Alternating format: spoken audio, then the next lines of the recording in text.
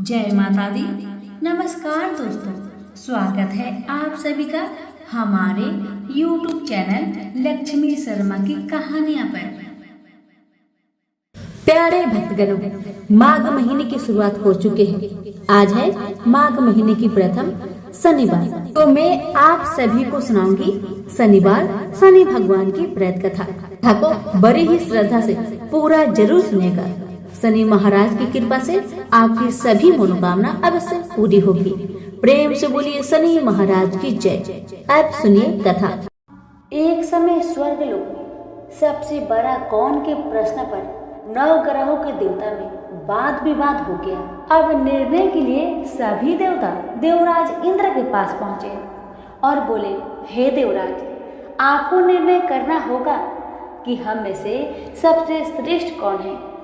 देवताओं के प्रश्न सुन इंद्र उलझन में पड़ गए। फिर उन्होंने सभी को पृथ्वी लोक में राजा विक्रमादित्य के पास चलने का सुझाव दिया। सभी ग्रहों के देवता भूलोक राजा विक्रमादित्य के दरबार में पहुंचे। जब सभी ग्रहों के देव ने अपना प्रश्न राजा विक्रमादित्य से पूछा तो वह भी कुछ देर के लिए परेशान हो उठे, क्योंकि उन्हें पता था कि सभी ग्रह अपनी अपनी शक्तियों के कारण महान थे। किसी को भी छोटा या बड़ा कह देने से उनके क्रोध के प्रकोप से भयंकर हानि पहुंच सकती थी। बहुत सोच विचार करने के बाद अचानक राजा विक्रमादित्य को एक उपाय सूझा और उन्होंने विभिन्न वस्तुओं जैसे सोना, चांदी, कांसा, तांबा, सीसा, रांगा, जस्ता, अब्रक व लोहे के 9 आसन बनवाए। सबसे आगे सोने और सबसे पीछे लोहे का आसन रखा गया। उन्होंने सभी देवताओं को अपने अपने आसन पर बैठने को कहा। उन्होंने कहा, जो जिसका आसन हो ग्रहण करे। जिसका आसन पहले होगा वह सबसे बड़ा तथा जिसका बाद में होगा वह सबसे छोटा होगा। चूंकि लोहे का आसन सबसे पीछे था, इसलिए शनिदेव समझ गए कि राजा ने मुझे सबसे छोटा बना दिया है। इस निर्णय से शनिदेव रुष्ट होकर बोले, हे राजन, तुमने मुझे सबसे पीछे बैठाकर मेरा अपमान किया है। तुम मेरी शक्तियां से परिचित नहीं हो। सूर्य एक राशि पर 1 महीने, चंद्रमा 2 महीने 2 दिन, मंगल 1.5 महीने, बुध और शुक्र 1 महीने, बृहस्पति 13 महीने रहते हैं। लेकिन मैं किसी भी राशि पर 2.5 वर्ष से लेकर 7.5 वर्ष तक रहता हूँ। बड़े बड़े देवताओं को मैंने अपने प्रकोप से पीड़ित किया है। अब तू भी मेरे प्रकोप से सावधान रहना। इस पर राजा विक्रमादित्य बोले, जो कुछ मेरे भाग्य में होगा देखा जाएगा। इसके बाद अन्य ग्रहों के देवता तो प्रसन्न मन के साथ खुशी खुशी चले गए वहां से। लेकिन शनि महाराज बड़े क्रोध के साथ वहां से विदा हुए। कुछ समय बाद जब राजा विक्रमादित्य पर साधे साथी की दशा आई तो शनिदेव ने घोड़े के व्यापारी के रूप धारण किया और बहुत से घोड़े के साथ विक्रमादित्य की नगरी में पहुंचे। राजा विक्रमादित्य उन घोड़े को देखकर एक अच्छे से घोड़े की अपनी सवारी के लिए चुनकर उस पर चढ़े। वैसे ही होता है ये कि राजा जैसे ही उस घोड़े पर सवार हुए वह बिजली की गति से दौड़ पड़ा। तेजी से दौड़ता हुआ घोड़ा राजा को दूर एक जंगल में ले गया और फिर वहां जाकर उसे गिराकर गायब हो गया। राजा अपने नगर लौटने के लिए जंगल में भटकने लगा, पर उसे कोई भी रास्ता नहीं मिला। राजा को भूख प्यास लगाई। बहुत घूमने पर उन्हें एक चरवाहा मिला। राजा ने उससे पानी मांगा। पानी पीकर राजा ने उस चरवाहे को अपनी अंगूठी दे दी और उससे रास्ता पूछकर जंगल से निकलकर पास के नगर में चल दिए। नगर पहुंचकर राजा एक सेठ की दुकान पर बैठ गए। राजा के कुछ देर दुकान पर बैठने से सेठ की बहुत बिक्री हुई। सेठ ने राजा को भाग्यवान समझा और उसे अपने घर भोजन पर ले गया। सेठ के घर में सोने का एक हार खूंटी पर लटका हुआ था। राजा को उस कमरे में छोड़कर सेठ कुछ देर के लिए बाहर चला गया। तभी एक आश्चर्यजनक घटना घटी। राजा के देखते देखते खूंटी सोने की हार को निगल गई। सेठ ने जब हार गायब देखा तो उसने चोरी का संदेह राजा विक्रमादित्य पर किया और अपने नौकरों से कहा कि इस परदेशी को रस्सी से कसकर बांधकर नगर के राजा के पास ले चलो। राजा ने विक्रमादित्य से हार के बारे में पूछा तो उन्होंने वही बताया जो उन्होंने देखा था। उन्होंने बताया कि खूंटी ने हार को निगल गया। इस पर राजा के क्रोध और बढ़ गए। उन्होंने चोरी करने के अपराध में विक्रमादित्य के हाथ पांव काटने का आदेश दे दिए। सैनिकों ने राजा विक्रमादित्य के हाथ पांव को काट दिए और उन्हें सड़क पर छोड़ दिया। कुछ दिन बाद एक तेली उन्हें उठाकर अपने घर ले गया और उसे कोल्हू पर बैठा दिया। राजा आवाज देकर बैलों को हाँकता रहता। इस पर तेली का बैल चलता रहा और राजा को भोजन मिलता रहा। शनि की प्रकोप की 7.5 पूरी होने पर वर्षा ऋतु प्रारंभ हुई।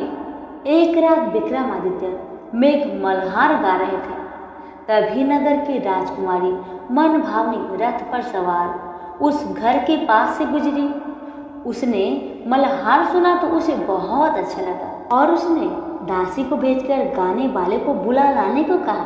दासी ने लौटकर राजकुमारी को अपंग राजा के बारे में सब कुछ बता दिया। राजकुमारी उसके मेघ मल्हार से बहुत मोहित हुई और सब कुछ जानते हुए भी उसने अपंग राजा से विवाह करने का निश्चय किया। राजकुमारी ने अपनी इच्छा अपने माता पिता को बताया। तो माता पिता बात सुनकर बहुत हैरान रह गए। राजकुमारी के माता पिता ने राजकुमारी को बहुत समझाया कि उससे विवाह ना करो, कि राजकुमारी ने अपनी जिद नहीं छोड़ी। राजकुमारी ने कहा, अगर मेरा विवाह विक्रमादित्य के साथ न हुआ तो मैं अपनी प्राण त्याग दूंगी। राजकुमारी की ऐसी बातें सुनकर माता पिता को विवश होकर अपंग विक्रमादित्य से राजकुमारी का विवाह करना पड़ा। विवाह के बाद राजा विक्रमादित्य और राजकुमारी तेली के घर में रहने लगे। उसी रात स्वप्न में शनिदेव ने राजा विक्रमादित्य से कहा, राजा तुमने मेरा प्रकोप देख लिया।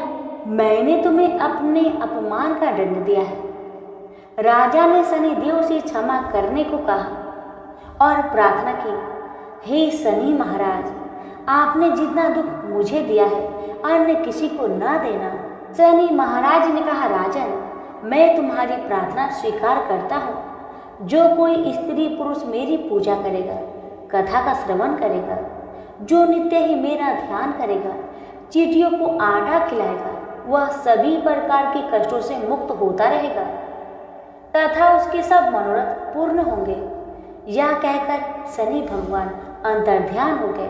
प्रातःकाल राजा विक्रमादित्य की नींद खुली तो उसने अपने हाथ पांव देखकर राजा को बहुत खुशी हुई। उन्होंने मन ही मन शनिदेव को प्रणाम किया। राजकुमारी भी राजा के हाथ पांव सलामत देखकर आश्चर्य में डूब गई। तब राजा विक्रमादित्य ने अपना परिचय देते हुए शनि भगवान के प्रकोप की सारी कहानी कह सुनाई। इधर सेठ को जब इस बात का पता चला तो दौड़ता हुआ आया और राजा विक्रमादित्य के चरणों में गिरकर क्षमा मांगने लगा। राजा विक्रमादित्य ने उसे क्षमा कर दिया क्योंकि वह जानते थे कि यह सब शनिदेव के प्रकोप के कारण हुआ है। सेठ राजा विक्रमादित्य को पुनः अपने घर को ले गया और उसे भोजन कराया। भोजन करते समय वहां एक आश्चर्य घटना घटी। सबके देखते देखते उस खूंटी ने हार को उगल दिया। सेठ ने अपनी बेटी का विवाह भी राजा विक्रमादित्य के साथ कर दिया और बहुत से स्वर्ण आभूषण धन आदि देकर राजा को विदा किया। राजा विक्रमादित्य राजकुमारी मन भावनी और सेठ की बेटी के साथ अपने नगर वापस पहुंचे तो नगर वासियों ने हर्ष के साथ उनका स्वागत किया। अगले दिन राजा विक्रमादित्य ने पूरे राज्य में घोषणा कराई कि शनिदेव सब ग्रहों में सर्वश्रेष्ठ है। प्रत्येक स्त्री पुरुष शनिवार का व्रत करे और उनकी कथा का श्रवण अवश्य करे। राजा विक्रमादित्य की घोषणा से शनिदेव बहुत प्रसन्न हुए। शनिवार का व्रत करने और व्रत कथा सुनने से शनिदेव की अनुकंपा बनी रहती है और जातक के सभी दुख दूर हो जाते हैं। शास्त्रों के अनुसार रामायण काल में एक समय शनि देव को अपने बल पर पराक्रम और घमंड हो गया था। उस काल में हनुमान जी की बल और पराक्रम की कीर्ति चारों दिशाओं में फैली हुई थी। जब शनि को हनुमान जी के संबंध में जानकारी प्राप्त हुई तो शनि बजरंग बली से युद्ध करने के लिए निकल पड़े। आगे बढ़ने पर कुछ दूरी पर शनि देव ने देखा कि एक शांत स्थान पर हनुमान जी अपने स्वामी श्री राम की भक्ति में लीन थे। तभी वहां शनि देव आ गए और उन्होंने बजरंग बली को युद्ध के लिए ललकारा। युद्ध की ललकार सुनकर हनुमान जी शनि देव को समझाने का प्रयास करने लगे, लेकिन शनि देव माने ही नहीं और युद्ध के लिए आमंत्रित करने लगे। अंत में हनुमान जी भी युद्ध के लिए तैयार हो गए। दोनों के बीच घमासान युद्ध हुआ। हनुमान जी ने शनि को बुरी तरह परास्त कर दिया। युद्ध में हनुमान जी द्वारा किए गए प्रहारों से शनिदेव के पूरे शरीर में भयंकर पीड़ा हो रही थी। इस पीड़ा को दूर करने के लिए हनुमान जी ने शनि को तेल दिया। इस तेल को लगाते ही शनिदेव की समस्त पीड़ा दूर हो गई। तभी से शनिदेव को तेल अर्पित करने की परंपरा प्रारंभ हो गई। शनिदेव पर जो भी व्यक्ति तेल अर्पित करता है उसके जीवन की समस्त परेशानियां दूर हो जाती है और धन अभाव खत्म हो जाता है। जबकि एक अन्य कथा के अनुसार जब भगवान की सेना ने सागर सेतु बांध लिया तब राक्षस इसे हानि न पहुंचा सके, इसके लिए पवन सुत हनुमान को उसकी देखभाल की जिम्मेदारी सौंपी गई। जब हनुमान जी शाम के समय अपने इष्ट देव राम के ध्यान में मग्न थे तभी सूर्य पुत्र शनि ने अपना काला कुरूप चेहरा बनाकर क्रोध पूर्वक कहा, हे बानर, मैं देवताओं में शक्तिशाली शनि हूँ। सुना है तुम बहुत बलशाली हो। आंखें खोलो और मेरे साथ युद्ध करो। मैं तुमसे युद्ध करना चाहता हूँ। इस पर हनुमान ने विनम्रता पूर्वक कहा, इस समय मैं अपने प्रभु को याद कर रहा हूँ। आप मेरी पूजा में विघ्न मत डालिए।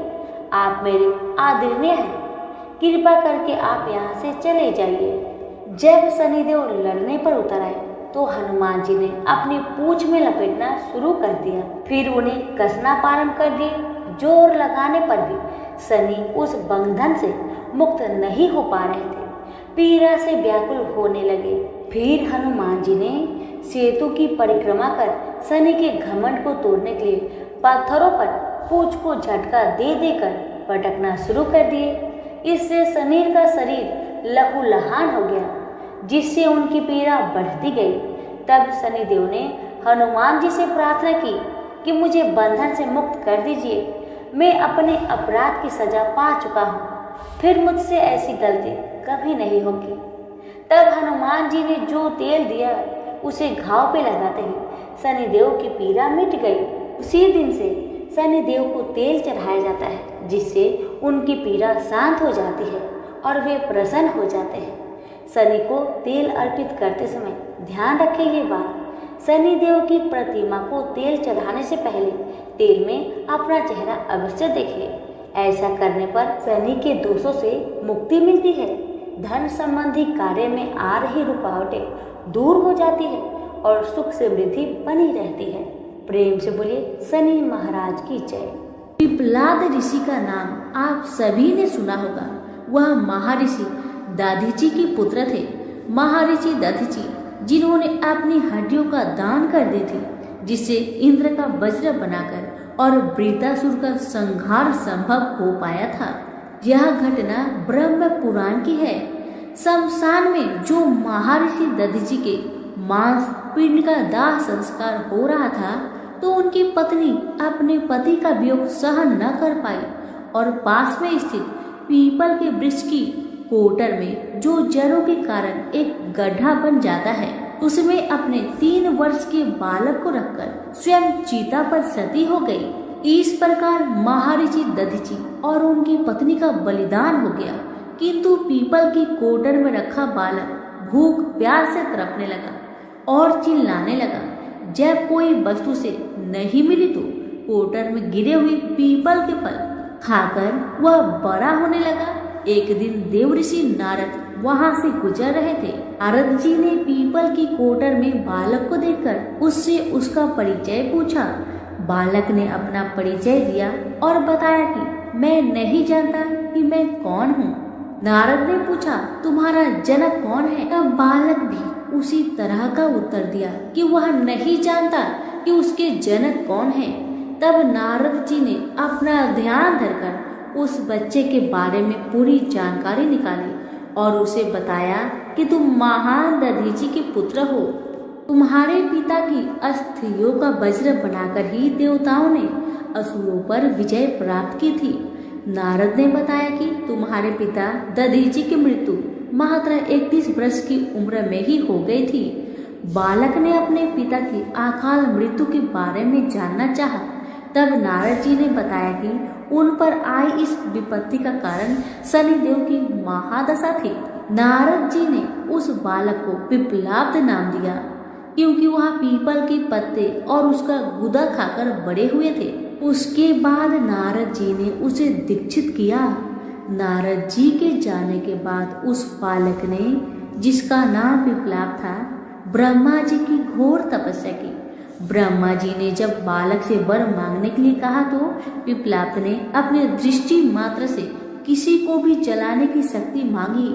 ब्रह्मा जी ने उसे वरदान दे दिया। ब्रह्मा जी के वरदान के बाद पिप्पलाद ने सबसे पहले शनि देव का आह्वान किया और उन्हें अपने सामने प्रस्तुत किया। सामने पाकर उन्होंने शनि देव को भस्म करना शुरू कर दिया। शनि देव शरीर से जलने लगे।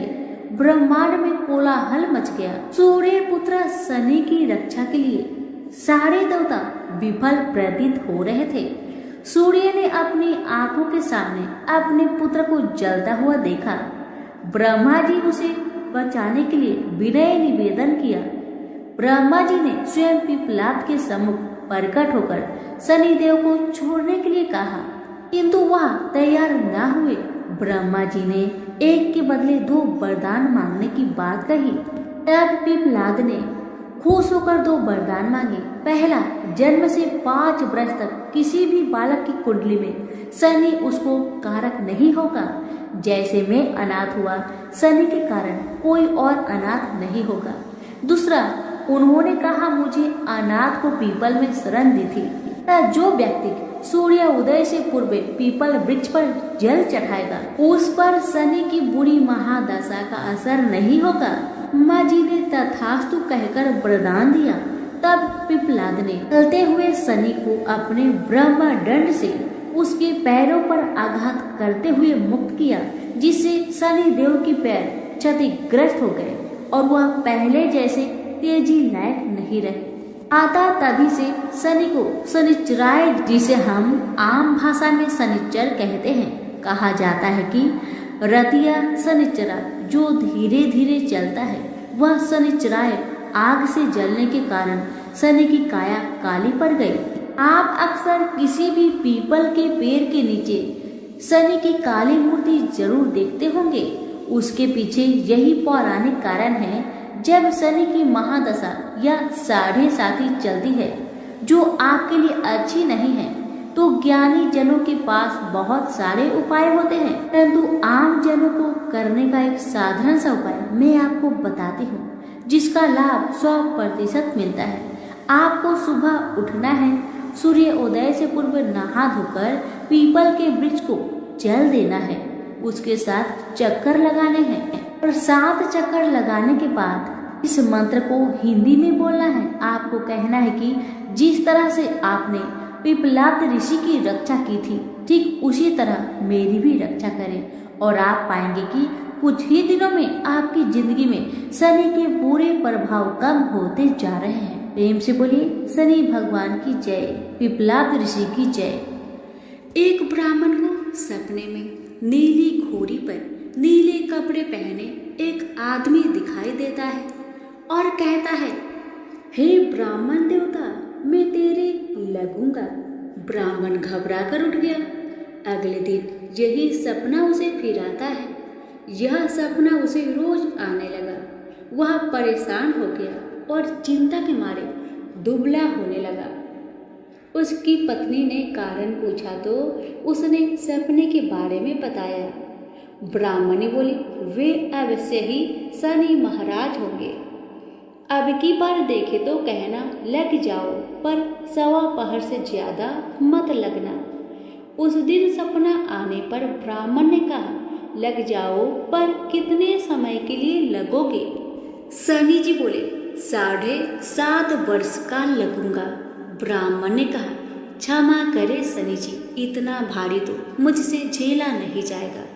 तब शनि जी बोले, तो 5 वर्ष का लग जाऊंगा। ब्राह्मण बोला, यह भी मेरे लिए ज्यादा है। शनि जी बोले, 2.5 साल का लग जाओ। ब्राह्मण ने मना किया तो शनि जी कहने लगे, 1:15 का तो लगूंगा ही, इतना तो कोढ़ी कलंगी भिखारी के भी लग जाता हूँ। तब ब्राह्मण ने कहा, ठीक है। ब्राह्मण को 1:15 की शनि की दशा लग गई। ब्राह्मण ने नींद से जाकर ब्राह्मणी से कहा, मेरी 1:15 शनि की दशा लग गई है, इसलिए मैं जंगल में जाकर यह समय बिताऊंगा। मेरे लिए खाने पीने का सामान बांध दे। मेरे पीछे से किसी से लड़ाई झगड़ा ना हो, इसका ध्यान रखना। ज्यादातर घर में ही रहना, बच्चों का भी ध्यान रखना। इस 1:15 के समय में कोई गाली भी दे तो चुपचाप सुन लेना, बहस मत करना। यह सब समझाकर ब्राह्मण जंगल में चला गया। जंगल में ब्राह्मण एक पीपल के पेड़ के नीचे बैठ गया और हनुमान जी का पाठ करने लगा। 1 पहर बीत गया। ब्राह्मण ने सोचा बाकी बचा समय रास्ते में बीत जाएगा, इसलिए वहां से चल दिया।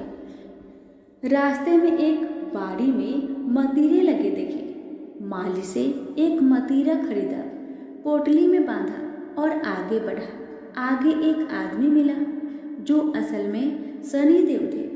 ब्राह्मण से पूछा, पोटली में क्या है? उसने कहा, मतीरा है।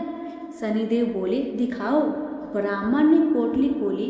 उसमें राजकुमार का कटा हुआ खून से लथपथ सिर शनिदेव ब्राह्मण को राजा के पास ले गए और कहा कि इस ब्राह्मण ने राजकुमार की हत्या कर दी है, इसके पास पोटली में राजकुमार का सिर है। राजा ने कहा, मैं यह नहीं देख सकता, इस ब्राह्मण को सूली पर चढ़ा दो। राजा के यहाँ हाहाकार मच गया।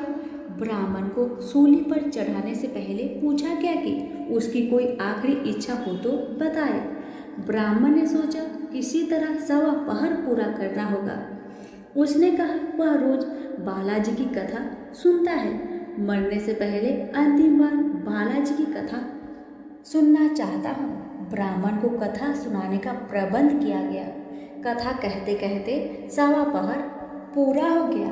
शनि की दशा टलते ही राजकुमार शिकार खेल कर लौटता हुआ दिखाई दिया। राजकुमार को आता देख राजा बहुत खुश हुआ, लेकिन उसे निर्दोष ब्राह्मण की हत्या का दोष लगने का डर सताने लगा। उसने तुरंत घुड़सवार सैनिकों को ब्राह्मण को आदर सहित ले आने के लिए भेजा। ब्राह्मण राज दरबार में आया तो राजा ने क्षमा मांगी और पोटली दिखाने के लिए कहा। पोटली खोली तो उसमें मतीरा था। राजा ने इन सब के बारे में पूछा तो ब्राह्मण ने बताया, मुझे 1:15 की शनिचर की दशा लगी थी, इस कारण यह सब तमाशा हुआ। राजा ने पूछा, यह दशा कैसे टलती है? ब्राह्मण बोला, राजा, ये सेठ के लगे तो काला हाथी या काला घोड़ा दान करे, गरीब के लगे तो पीपल की पूजा करे। तब बोले, साचा शनिचर कहिए, जाके पाओ सदा ही पढ़िए। शनि की कहानी सुने, तिल का तेल और काला उड़द दान करे, काले कुत्ते को तेल से चूपर कर रोटी खिलाए तो शनिचर की दशा उतर जाती है। राजा ने उसे मतीरा वापस दे दिया। घर आकर ब्राह्मण ने मतीरा काटा तो उसके बीज की जगह हीरे मोती निकले। ब्राह्मणी ने पूछा, यह कहाँ से लाए? आप तो कह रहे थे शनि की दशा लगी है। ब्राह्मण ने कहा, जब दशा लगी थी तो यही मतीरा राजकुमार का सिर बन गया था। उतरती दशा के शनि जी निहाल कर गए। हे शनि देवता, जैसे ब्राह्मण के शनि की दशा लगी वैसे किसी के ना लगे, निहाल सबको करे। प्रेम से बोलिए शनि महाराज की जय हो। जय जय श्री शनि देव, भक्तन हितकारी, सूरज के पुत्र प्रभु, छाया महातारी। जय जय शनि देव, श्याम अंक वक्र दृष्टि, चतुर्भुजधारी, नीलांबर धारनाथ, गज की सवारी। जय जय शनि देवा, क्रीट मुकुट शीस रचित, दीपत है लीलारी, मुक्तन की माला गले शोभित बलिहारी। जय जय शनि देवा, मोदक मिष्ठान पान चढ़त है सुपारी, लोहा तिल तिल उरद महिषी अति प्यारी।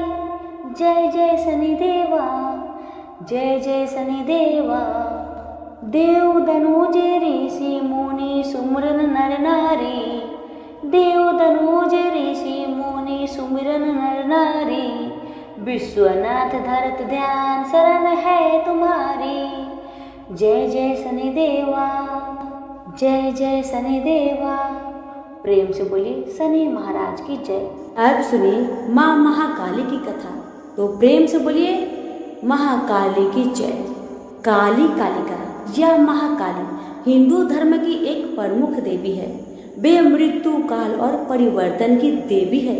यह सुंदरी रूप वाली आदि शक्ति दुर्गा माता काला विकराल और भयप्रद रूप है, जिसकी उत्पत्ति असुरों के संहार के लिए हुई थी।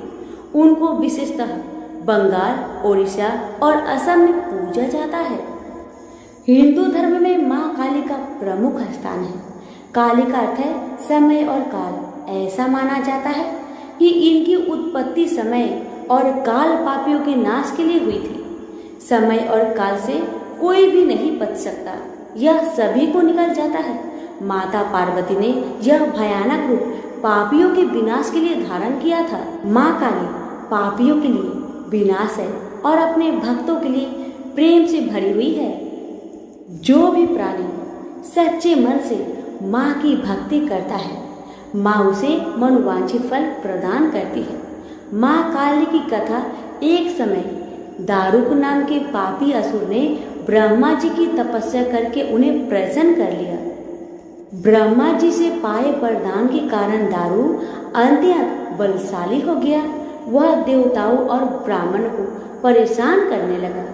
वह उन पर अत्याचार करने लगा। धार्मिक अनुष्ठान यह बंद करवा दिए और स्वर्ग लोक को चला गया। सभी देवता विचलित होकर ब्रह्मा जी और विष्णु जी के पास सहायता मांगने के लिए चले गए। ब्रह्मा जी ने बताया कि दारू का नाश सिर्फ स्त्री के हाथ से हो सकता है।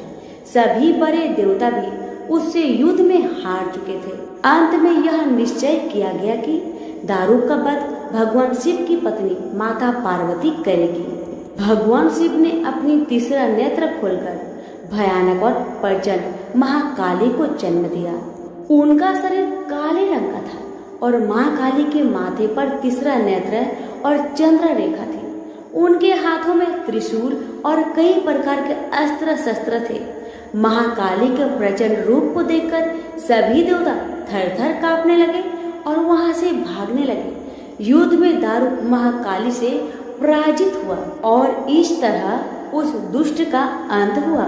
महाकाली के भयानक रूप से चारों तरफ अग्नि की भयानक लपटें उत्पन्न हो गई। महाकाली के क्रोध को सिर्फ भगवान शिव ही रोक सकते थे, इसलिए उन्होंने एक बालक का अवतार लिया। भगवान शिव शमशान पहुंचे और वहां बालक के रूप में लेटकर रोने लगे। छोटे बालक को देखकर महाकाली का क्रोध शांत हो गया। उनके हृदय में ममता भावना जागृत हो गई। उन्होंने शिव रूपी उस छोटे बालक को उठा लिया और अपने स्तनों से दूध पिलाने लगे। इस प्रकार से शिव जी ने उनके क्रोध को पी लिया। इस प्रकार महाकाली का भयानक और प्रचंड क्रोध शांत हुआ। उसके बाद महाकाली मूर्छित हो गई। उन्हें होश में लाने के लिए भगवान शिव ने तांडव नृत्य किया। होश में आने पर वह पुनः माता पार्वती के रूप में आ चुकी थी माता पार्वती भगवान शिव का नृत्य देखकर नृत्य करने लगी, जिसके कारण उन्हें योगिनी के नाम से भी पुकारा जाता है। इसके अलावा महाकाली ने महिषासुर, चंडमुंड, रक्तपीज, शुभ निशुभ जैसे राक्षसों का वध किया। 10 महाविद्याओं में से महाकाली प्रथम महाविद्या है। तो सभी प्रेम से बोले महाकाली की जय हो।